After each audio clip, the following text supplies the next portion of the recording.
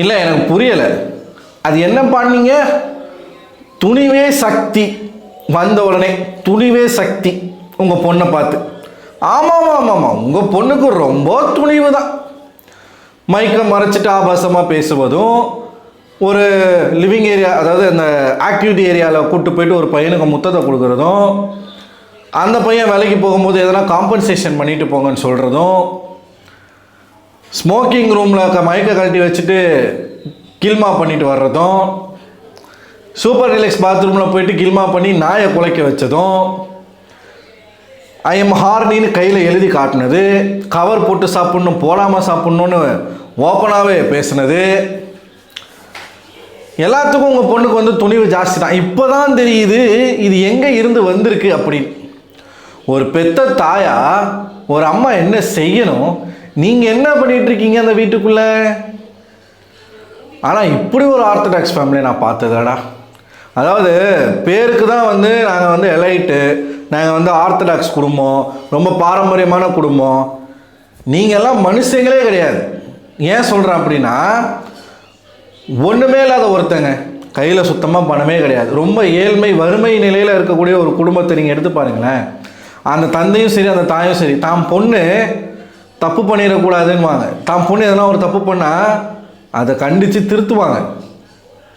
அவனுக்கு பணகாசு முக்கியம் இல்லை, ஒழுக்கம் இருக்கணும். தாம் பொண்ணு வந்து வழி தவறி போயிடக்கூடாதுன்னு பெற்றவங்க நினைப்பாங்க. ஆனால் இங்கே இருக்கக்கூடிய இந்த தாய், இந்த புனித பெண்மணி, பாரதி கண்ட புதுமை பெண்ணுன்னு அவங்க பொண்ணை சொல்கிறாங்க. இவங்களே பாரதி கண்ட ஒரு புதுமை தாய் தான் போல. பாரதியார் பேர் அசிங்கப்படுத்துறீங்க அப்படிங்கிறது உங்களுக்கு தெரியுதா தெரியலையா? அது என்ன வந்ததுலேருந்து அந்த வீட்டுக்குள்ளே இருக்கிற எல்லாரையும் நெக்கலாக ஒரு மாதிரி சர்க்காஸ்டிக்காக பேசுகிறீங்க. உங்கள் பொண்ணை ஒரு கேள்வி கேட்குறதுக்கு துப்பு இல்லை. வந்தோடனே ஒரு டாஸ்க் வைக்கிறாங்கங்க, எல்லாருக்கும் வைக்கிற மாதிரி ஒரு டாஸ்க்கு. அந்த டாஸ்க்கே ஒரு கேவலமான ஒரு டாஸ்க்கு, நல்லாவே இல்லை. ஒரு பாக்ஸ் மாதிரி இருக்குது, அந்த பாக்ஸில் வந்து 4 குச்சியை சொறி விட்டு அதுக்கு மேலே ஒரு மூடியை வந்து ஒட்டி விட்ருக்காங்க. மேலேருந்து ஒரு பாலை வந்து ஒரு மூடியில் போட்டு, அந்த மூடியிலேருந்து கீழ் மூடி அப்படியே கீழே போட்டு, கீழே 2 மூடி இருக்குது, அதில் ட்ரான்ஸ்ஃபர் பண்ணணுமா. இது ஒரு கேம். இதை விளாட்டு வெளில வராங்க. வெளில வந்தோடனே பார்வதியோடைய அம்மா வந்து துணிவே சக்தி துணிவே சக்தி அப்படின்னு பாடுறாங்க. அந்த வீட்டில் இருக்கிற எல்லாருமே என்ன நினச்சிக்கிட்டு இருக்காங்க, நம்மள மாதிரியே பார்வதி அம்மா வந்தாங்கன்னா பார்வதியை வச்சு செய்வாங்க, நிறைய கேள்விகள் கேட்பாங்க அப்படின்னு நினச்சிக்கிட்டு இருக்காங்க. ஆனால் இந்த அம்மா வந்து என்ன பண்ணிக்கிட்டு இருக்கா அப்படின்னா, பார்வதி தவிர்த்து அந்த வீட்டில் இருக்கிற எல்லாருமே சர்க்காஸ்டிக்காக கிண்டல் பண்ணிக்கிட்டு இருக்காங்க. வந்த உடனே பார்வதி கேட்குறா, நீங்கள் ஓகே தானே, நீங்கள் நல்லா தானே இருக்கீங்க, உங்களுக்கு எந்த பிரச்சனையும் இல்லையே, ஏன் என்ன பிரச்சனை? ஒன்றும் இல்லையே. இல்லை, இங்கே நிறையா வந்து நடந்திருக்கு. பார்வதி எடுத்து கொடுக்குறா பார்வதி, நான் இந்த மாதிரிலாம் பண்ணியிருக்கேன், அதெல்லாம் நீங்கள் இந்த மாதிரி ஏதாவது நீங்கள் உங்களுக்கு அதில் எதனா வருத்தம் இருக்கா அப்படின்னு. இந்த அம்மா இல்லை, நீ சந்தோஷமா இருமா, நீ சந்தோஷமா நல்லா ஜாலியாக, இந்த வீட்டுக்குள்ளே என் பொண்ணு நிறைய கற்றுக்கிட்டான், சமைக்கலாம் கற்றுருக்கா. ஆமாம், இந்த வீட்டுக்குள்ளே உங்கள் பொண்ணு நிறைய கற்றுருக்குறாங்க. எப்படி ஒரு பையனை வந்து மடக்குவது, எதை கொடுத்து மடக்குவது, அவனை எதை காட்டி மடக்குவது, எப்படி தன்னுடைய முந்தானைகளை எப்படி ஒரு பையனை முடிஞ்சு வைக்கிறது, இது எல்லாமே உங்கள் பொண்ணு சிறப்பாக சீர்மமாக கற்று வச்சுருக்குறாங்கம்மா. நீங்கள் நல்லா வளர்த்துருக்கீங்க, செம லிட்ரலாக. அந்த வீட்டில் இருக்கிற எல்லாருமே மனசுக்குள்ளே வந்து என்ன நினச்சிக்கிட்டு இருக்காங்கன்னா, ஒத்தரோசா பிள்ளைய ரொம்ப நல்லா வளர்த்துருக்கம்மா, இந்த 72 வயசில் இந்த மாதிரியான விஷயங்களெல்லாம் நீங்கள் அனுபவிக்கணுமா? ஏங்க, எந்த தார்மீக அடிப்படையில், எந்த ரைட்ஸ் அடிப்படையில் நீங்கள் மற்றவங்களை கிண்டல் பண்ணுறீங்க? திவ்யாவை அப்பத்தான்றாங்க, உண்மையாலுமே அப்பத்தா தான். அந்த அப்பத்தாங்க மாதிரியே வந்து ஓரமாக நின்று பார்க்குறது, ஒரு மாதிரி குறுகுறுன்னு பார்க்குறது, உண்மையாலுமே அப்பத்தா தான். கலாய்க்கிறாங்களாமா. நீ வீட்டுக்குன்னா ஒரு அப்பத்தா வேணும் தானே, அப்போ தானே நல்லாயிருக்கும். திவ்யா உடனே ஆமாம்மா, நான் கண்டிப்பாக கடைசி வரைக்கும் அப்பத்தாவாக தான் இருப்பேன் அப்படின்னு அவங்க சொல்லிட்டு போகிறாங்க. விக்கல்ஸை கலாய்க்கிறது. அவன் திருப்பி லிட்டரலாக இந்த அம்மாவை கலாய்ச்சிக்கிட்டு இருக்காங்க. 1000 புத்தகத்தை அடுக்கி வச்சாங்களாம் பார்வதி. எப்பா எவ்வளோ பெரிய வேலை இல்லை, வீட்டிலலாம் வேலை செய்வாங்களா அப்படின்னு சொல்லிட்டு கானாவினத்தை கேட்குறாரு. என் பொண்ணா, அவன் வந்து 1000 புத்தகங்களை வந்து அவங்க அப்பா புத்தகத்தை அடுக்கி வச்சுருக்காங்க. கானாவினத்தோடனே கேட்குறாப்புல, ஓ நீங்கள் 1000 புக்கு படிச்சிருக்கீங்களாமா அப்படின்னா, 1000 புக்கு இன்னும் படிக்க வேண்டியது எவ்வளோ இருக்குல்ல, 1000 புக்கு படித்தேன்னு சொல்லலை, இன்னும் படிக்க வேண்டியது எவ்வளோ இருக்குல்ல. விக்கல்ஸும் அப்பப்போ ஏங்க 1000 புத்தகம் படித்தவங்களுக்கு இதை கூட பேச தெரியாதா? பார்வதியோடைய அம்மாவுக்கு இது கூட பேச தெரியாதா? இவங்க வந்து எல்லாரையும் கலாய்ச்சி இப்போ எல்லாரும் இவங்கள கலாய்க்க ஆரம்பிச்சிட்டாங்க. ஒவ்வொருத்தரையும் பார்த்து இப்போ சுபிக்ஷாவை பார்த்து ஒரு பாட்டு பாடுறாங்க. ஏதோ நீல சேலை கட்டி வந்த மீனவ பொண்ணேன்னு ஒரு பாட்டு பாடுறாங்க. அது என்ன எனக்கு புரியல, ஒரு மாதிரி ஸ்டீரியோ டைப் மாதிரி இருக்குது எனக்கு. அப்புறம் திவ்யாவை அப்பத்தான்னு சொல்கிறது. சபரி வந்து கண்ணில் அடிச்சது வந்து கண் எப்படி இருக்குது, நான் உங்களை மன்னிக்கவே மாட்டேன், சபரியை மன்னிக்கவே மாட்டேன் அப்படின்னு சபரிக்கிட்ட சொல்கிறது.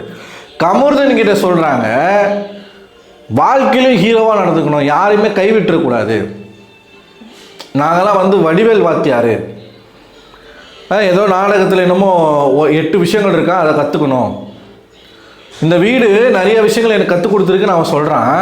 அதில் எது எடுத்துக்கணும் எடுத்துக்கக்கூடாதுன்னு நீங்கள் தான் உங்களோட அறிவை வந்து கூர்மைப்படுத்தணுன்ற. ஏமா பக்கத்தில் உன் பொண்ணு உட்காந்துருக்குதுமா, உன் பொண்ணை ஒரு கேள்வி கேட்க மாட்ட, எல்லாரையும் கலாய்க்கிறீங்க, உங்கள் பொண்ணை விட்டீங்க. எப்பட்றா அது லிட்ரலாக பார்வதியோட அம்மா இந்த வீட்டுக்குள்ளே பொண்ணுக்கு முட்டு கொடுக்கறதுக்காக தான் வந்திருக்காங்க போல. இன்னும் விளக்கு தாங்க பிடிக்கல. எனக்கே இப்படி பேசுறதுக்கு மனசு கஷ்டமாக தான் இருக்குது. ஒரு பெரியவங்களை போய் இந்த மாதிரி பேசுகிறோமே. ஆனால் பெரியவங்கன்னா பெரியவங்க மாதிரி நடந்துக்கணும். எப்படி பெரியவங்கன்னா பெரியவங்க மாதிரி நடந்துக்கணும். உங்கள் பொண்ணே ஒரு கேவலமான கேடுகட்ட பிறவி, அந்த மாதிரி ஒரு பொண்ணை பெற்று வச்சுட்டு நீங்கள் மற்றவங்களை கலாய்க்கிறதும் கிண்டல் பண்ணுறதும் எப்படி உங்களால் பண்ண முடியுது? உங்களுக்கு என்னங்க ரைட்ஸ் இருக்குது? அவளை கமருதன்கிட்ட நிறைய கேள்வி கேட்கணுமா? ஏன் உங்கள் பொண்ணை கேட்க மாட்டிங்களா? உங்கள் பொண்ணை நல்லா வளர்த்துருக்கீங்களா நீங்கள்? முதல்ல உங்கள் பொண்ணு ஒழுக்கமாக இருக்கா? தமிழ் ஆசிரியர் தானே நீங்கள், மற்றவங்களுக்கு கிளாஸ் எடுக்கிறீங்க, உங்கள் பொண்ணுக்கு உங்களால் கிளாஸ் எடுக்க முடியுமா? ஏங்க ஒழுக்கம்னா என்ன அர்த்தமே தெரியாத ஒரு பொண்ணு, இப்படிப்பட்ட ஒரு பொண்ணை வளர்த்து வச்சுக்கிட்டு லிட்ரலாக ஏங்க சீரியஸாக நான் ஏன் இவ்வளோ டென்ஷனாக வரேன்னா, அங்கே இருக்கிற எல்லா கண்டஸ்டண்ட்டையும் ஒரு மாதிரி சர்க்காஸ்டிக்காக கலாச்சிக்கிட்டு இருக்காங்கங்க. அவங்க வந்து ரொம்ப பாராட்டினது ஒரே ஒருத்தர் தான், அது வந்து சாண்ட்ரா வந்து சாண்ட்ராவுடைய ஃபேன். அவங்க அப்பத்துலேருந்து எனக்கு பிடிக்கும். அப்பத்தான் சொல்கிறீங்களே திவ்யா, அந்த பொண்ணுக்கிட்ட ஒழுக்கம் இருக்குது, கரெக்டாக வளர்த்துருக்காங்க அவங்க வீட்டுக்குள்ளே. ஆம்பளைங்களை எந்த இடத்துல வைக்கணும், பொம்பளைங்களை எந்த இடத்துல, தன்னுடைய பவுண்ட்ரி எது, எப்படி இருக்கணும், இந்த வீட்டுக்குள்ளே வந்தால் இந்த வீட்டுக்குன்னு ஒரு மரியாதை இருக்குது, அது எப்படி மதித்து நடக்கணும், கரெக்டாக தான் அவங்க அப்பா வளர்த்துருக்காரு. விக்ரமை கரெக்டாக அவங்க அப்பா அம்மா வளர்த்துருக்காங்க, சபரியை கரெக்டாக அவங்க அப்பா அம்மா வளர்த்துருக்காங்க. நீங்கள் தாங்க உங்கள் பொண்ணை சரியாக வளர்க்கலை. அதை நினச்சி நீங்கள் வெட்கப்படணும், வேதனைப்படணும், அசிங்கப்படணும். ஆனால் நீங்கள் என்ன பண்ணுறீங்க, அங்கே போயிட்டு எல்லாரையும் ஒரு மாதிரி. என் பொண்ணு நிறைய கற்றுக்கிட்டாங்க வீட்டுக்குள்ளே, நிறைய வந்து நிறைய கற்றுக்கிட்டாங்க. கவர் போட்டு சாப்பிடுவது எப்படி, கவர் போடாமல் சாப்பிடுவது எப்படி, பிரேக்ஃபாஸ்ட்டுக்கு என்னெல்லாம் சாப்பிட்லாம், லஞ்சுக்கு என்னெல்லாம் சாப்பிட்லாம், டின்னருக்கு என்னெல்லாம் சாப்பிட்லாம், நடுவில் ஸ்நாக்ஸ் என்னெல்லாம் சாப்பிட்லாம், எப்படி பிக் பாஸ் ரூல்ஸை மதிக்காமல் நடந்துக்கலாம், மைக்கு போடாமல் எப்படி பேசலாம். பார்வதியே வந்து எடுத்து கொடுக்குறாங்க. லிட்ரலாக அப்பட்டமாக தெரியுது. நான் இந்த மாதிரி இந்த வீட்டுக்குள்ளே சில தவறுகள் பண்ணியிருக்கேன், அதை பற்றி நீ எதனா நினைக்கிறியான்னு இன்டைரக்டாக நான் வந்து அது வந்து அப்படின்றாங்க. இந்த அம்மா அதெல்லாம் ஒன்றும் இல்லை, நீ நல்லா விளையாடு. ஆமாம், நல்லா ஒரு பையன் வாழ்க்கையில் நல்லா விளையாடுறாங்க உங்கள் பொண்ணு. பழகிறதெல்லாம் பழகிட்டு அதுக்கப்புறமா அந்த பையனை வந்து நம்ம வெளில போனோன்னா பேசிப்போமான்னு கூட தெரியாது. நான் சொல்கிற மாதிரிங்க, இந்த அம்மா ஒரு டம்மி பீஸுங்க. லிட்டரலாக இந்த அம்மா ஒரு டம்மி பீஸு. பார்வதியை பேசுனா பார்வதி வச்சு செய்வான்னு நினைக்கிறேன். வீட்டுக்குள்ளேயே இந்த ஆர்த்தடாக்ஸ்லாம் சும்மா, அதெல்லாம் ஒரு இலவும் கிடையாது. அடுத்து பாருங்கள், அரோரா வீட்டிலேருந்து வராங்க. ரியா ஃப்ரெண்டுங்க, அந்த பொண்ணு கேட்குதுங்க ஓப்பனாக, நீ என்ன துஷாரை லவ் பண்ணுறியா, லவ்னா லவ்னு சொல்லு, இல்லைனா இல்லைன்னு சொல்லு அப்படின்னு அவ்வளோ ஓப்பனாக அந்த பொண்ணு கேட்குதுங்க. ஒரு ஃப்ரெண்டு கேட்குறாங்க, ஒரு பெத்த தாயாக உங்களால் உங்கள் பொண்ணுக்கிட்ட பேச முடியாதா, கேட்க முடியாதா? கமருதனை கேள்வி கேட்கணுன்றீங்க. அங்கே இருக்கிறவங்களாம் சொல்கிறானுங்க, உங்கள் பொண்ணு ஒரு வேலை கூட செய்கிறது கிடையாது, அது பண்ணுறது கிடையாது, இது பண்ணுறது கிடையாது, எல்லாத்துக்கும் முட்டு கொடுத்துக்கிட்டு உட்காந்துருக்கு அந்த பொண்ணு. அந்த அம்மா சத்தியமாக இவங்களுக்கு ஒரு சிலையை வச்சே ஆகணும்பா. சீரியஸாக தயவுசெய்து வெளியில் போய் பாரதி பற்றிலாம் பேசாதீங்க. நான் கெஞ்சி கேட்டுக்கிறேன், மன்றாடி கேட்டுக்கிறேன். பாரதியை பற்றியோ இல்லை அடுத்தவங்களுக்கு ஒழுக்கம் கிளாஸு, ஏன் உங்கள் ஸ்டூடெண்ட்ஸ் என்னங்க நினைப்பாங்க, உங்களுடைய மாணவர்கள் என்ன நினைப்பாங்க? உங்கள் பொண்ணு பண்ணக்கூடிய அத்தனை வேலைகளும் உங்கள் மாணவர்கள் பார்த்துருப்பாங்களா இல்லையா? அதை நியாயமாக ஒரு தமிழாசிரியராக, ஒரு குடும்பத்துக்கு தலைவியாக, 72 வயது மிக்க ஒரு பெண்மணி, நீங்கள் எவ்வளோ விஷயங்கள் பார்த்துருப்பீங்க இந்த நாட்டுக்குள்ளே. எது சரி எது தவறு எது எவ்வளோ விஷயங்கள் நீங்கள் எனக்கு தெரிஞ்சு லிட்டரலாக இவங்க ஏன் வந்து இவ்வளோ சொம்படிக்கிறாங்க அப்படின்னா ஒரே ஒரு விஷயந்தான் காரணமாக இருக்கும் நான் நினைக்கிறேன். எப்படியும் என் பொண்ணை எவனுமே கட்டிக்க போகிறது கிடையாது, எவனுமே அவளை வந்து கட்டிக்க மாட்டான். அட்லீஸ்ட் இவனாச்சும் கல்யாணம் பண்ணிக்கிட்டுமே, எனக்கு ஒரு இம்சை ஒளிஞ்சதாக இருக்கட்டும், ஒரு தொல்லை ஒளிஞ்சதாக இருக்கட்டும் அப்படின்னு அவங்க நினச்சி அமைதியாக இருக்காங்களா? நீங்கள் அமைதியாக கூட இருந்துருங்க, முட்டு கொடுக்காதீங்க, அடுத்தவங்களை கிண்டல் பண்ணாதீங்க, அடுத்தவங்களை கேள்வி கேட்காதீங்க. நீங்கள் முதல்ல உங்கள் பொண்ணை கேள்வி கேளுங்க, அதுக்கப்புறம் மற்றவங்களை கேள்வி கேளுங்க.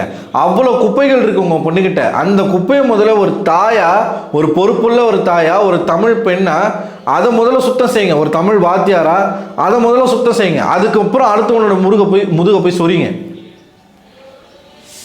அசிங்கமாக இருக்குது. இந்த வயசில் இப்படிப்பட்ட ஒரு பேர் எடுக்கணுமா? நீங்கள் வெளியில் எப்படிலாம் பேசுவாங்க தெரியுமா? எவ்வளவு கழுவி ஊற்றுவாங்க தெரியுமா? இனிமேல் பார்வதியை விட்டுருவாங்க. இந்த அம்மாவை பிடிச்சி தான் எல்லாம் அடிச்சுக்கிட்டு இருப்பாங்க. 24 மணி நேரம் கிரிஞ்சாக தான் போகுதுன்னு நினைக்கிறேன். எனக்கு தெரிஞ்சு அது சிரிக்கிற சிரிப்பில் என்னால் சத்தியமாக பார்க்க முடியல. ஒரு பார்வதியை பார்க்க முடியல, பார்வதியினோட இன்னொரு ஜெராக்ஸாக அவங்க அம்மா இருக்காங்க. ஐயா, நீங்கள் என்னையா நினைக்கிறீங்க? நான் நிறைய இன்றைக்கி பேசுவேன்னு நினைக்கிறேன் உங்களை பற்றி. நீங்கள் என்ன நினைக்கிறீங்க? உங்களோட கருத்துக்களை மறக்காமல் கமெண்ட் பாக்ஸில் கமெண்ட் பண்ணுங்கள். அடுத்த ஒரு வீடியோவில் உங்களை சந்திக்கிறேன். அதுவரை உங்களிடம் விடைபெறுவது நான் அரவிந்தன்.